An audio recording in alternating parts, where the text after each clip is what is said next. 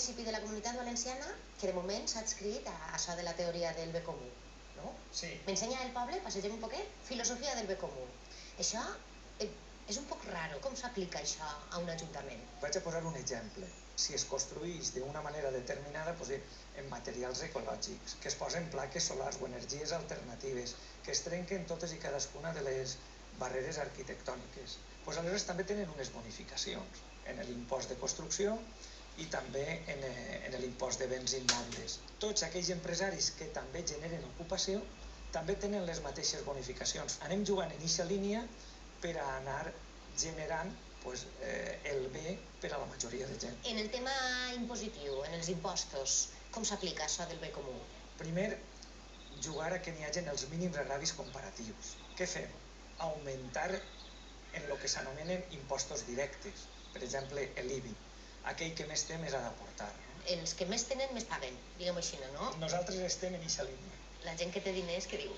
Remuguen molt, que diguem nosaltres per ací, però al final paguen els seus impostos conforme toca. Quan hi parlen altres alcaldes i quan compten, no, és que nosaltres gestionem així, estem intentant seguir esta filosofia. No li diuen, va, estàs loco, Rafael. La societat està acostumada a veure les coses d'una altra manera diferent. Això que a voltes diu, doncs bueno, vaig a arreglar-me la cuina, però no m'has de posar l'IVA, no?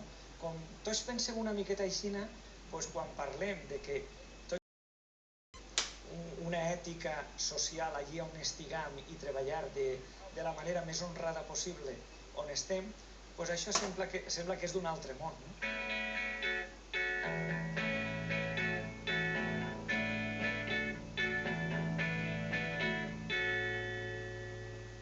Com estem? Hacia el soler? Estem bé, el que tenim és més anys. Hem vingut a parlar en Rafael del tema de l'economia del bien común. Ja? Vostès això saben què vol dir? Pues el bé de tots. El bé de tots? Home, bé comú, el bé de tots. Som els més contents. I vostès en què ho noten, això? Home, nosaltres, mentre ens paguen i cobrem, la taquina no està aquí i faena no fem, la financiera que ens ha tocat. Els que més tenen, més paguen? Però en general deu ser això. Si uno té molt, té que pagar molt. A nivell empresarial, com es pot aplicar? Una empresa que jo crec que està treballant molt bé este tema és el Celler La Muntanya. Vaig a veure si la trobe. Rafael, moltes gràcies. Moltes gràcies a vosaltres. Adéu.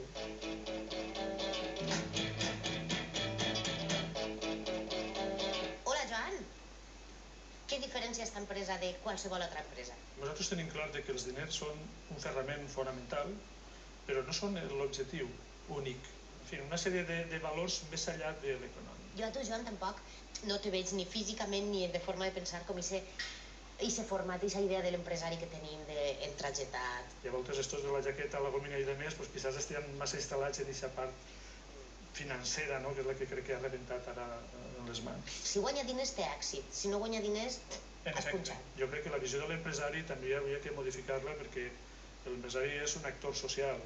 Una empresa és un ferrament de la societat, no és una maquinària sols de fer diners. És el que substancia el segell microvinya, que és un concepte ètic. Primer s'ha de constatar que el llaurador li s'ha pagat justament.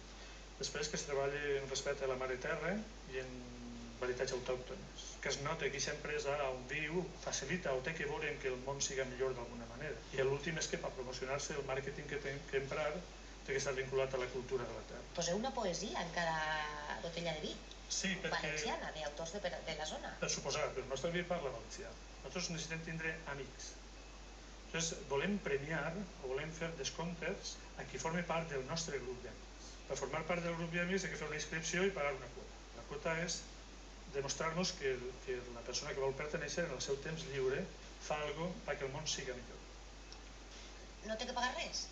Com que no? Això és pagar. La persona que està en una associació d'Alzheimer o que està en l'AMPA de l'Institut dels seus fills, que no deixa tot que els polítics i l'administració ho facin, creiem que està un poc en la nostra línia. Nosaltres volem, en certa manera, primar o beneficiar o fer un descompte a aquells que tenen alguna cosa semblant al que nosaltres fem. I el mateix vi valdrà un preu i un altre.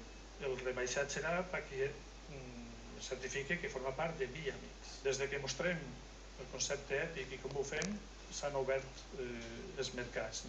I suposo que n'hi haurà també consumidor que dirà a mi m'és igual tot este rotllo que me contes ètic. Jo el que vull és preu. A quan no ho dices? Això passa. Això passa moltíssim. M'ensenyaries ara la vinya, que és un poc l'inici de tot? Clar que sí. Una de les vinyes? L'inici no, el més important.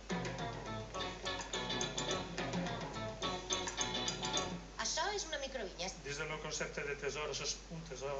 L'amo d'ací és laureant, llaurador, propietari d'ací, que ja està jubilat, ho tenia abandonat perquè realment no es treia partit d'això. Ara d'això cobren un arrendament, tenen benefici econòmic, benefici social, benefici cultural, perquè al final senten com a seu els vins del celler La Muntanya. Una botella de les vostres, a quan està de preu? Des de 7 euros a 18 euros. El gran productor, que t'oferís el producte més econòmic. Si tu fas 2 milions d'ampolles, tens uns sistemes de producció i de més i tal, que podràs optimitzar moltes despeses, però també hi ha altres factors. Este bancal i aquell ja no existiria. Estaríem tots treballant en grans produccions que al final, no sé, deixem molt. Això s'ha de pagar. N'hi haurà gent que dirà, això és una utopia, això són hippies. Però a poquet que ho pensem, crec que la gent estarà d'acord en que serà molt complicat tornar a aquest boom en el que vivíem. Això és de sentit comú. És a dir, que vosaltres sou empresaris, però sou uns empresaris diferents. Bé, si només vas a voler guanyar diners i canviar de cotxe tots els anys i de més, no. Però jo crec que aquesta època ha passat, i crec que ha passat fa molt de temps.